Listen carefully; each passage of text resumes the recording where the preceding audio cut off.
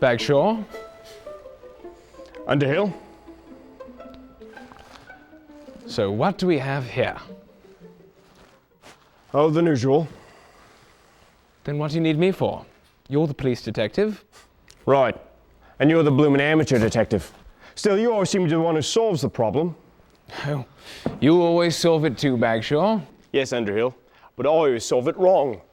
And then you turn up with the correct solution. So I thought I'd just save myself the trouble and invite you here at the beginning rather than the end. Well, no harm in that, I suppose. Ours is the only trade in which the professional is always supposed to be wrong. Have I noticed that? People don't write stories in which hairdressers can't cut hair until they're explained how to do it by a customer, or in which a cabman can't drive his cab until his fare explains to him the philosophy of cab driving. That's true enough, Bagshaw. But for all that, I don't deny we often tend to get into a rut. We sometimes have the disadvantages of going by a rule. But I'll tell you where the detective story writers are wrong. They never allow us even the advantages of going by a rule. Well, come now, Bagshaw. Sherlock Holmes would say he went by a rule. A logical rule. And he may be right with his logical rule, but I mean a collective rule. It's like the staff work of an army. We pool our information. And you don't think detective stories allow for that? Well, let's take an imaginary case of Sherlock Holmes and Lestrade, the official detective. Now, Sherlock Holmes can guess that a total stranger crossing the street is a foreigner merely because he seems to look for the traffic to go to the right instead of the left.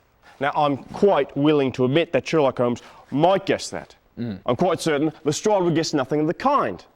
But what they leave out is the fact that the policeman who couldn't guess might already know merely because he's a policeman. Lestrade might know the man was a foreigner because his department is to keep an eye on all foreigners. Some might say on all natives too. Well, that's very interesting. So what do you want to tell me about the case? Right. Let's see here. Man in a Bulgarian uniform killed with an Australian boomerang near a Brompton milk shop. No suspects, I assume? I already took the trouble to release all the most suspicious persons of interest. And any other evidence, Bagshaw?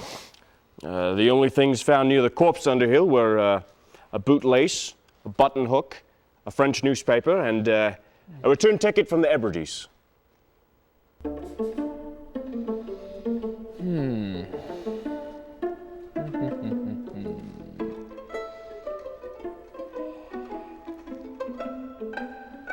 I think I can tell you precisely how it was done. And I think I can tell you exactly why it was done.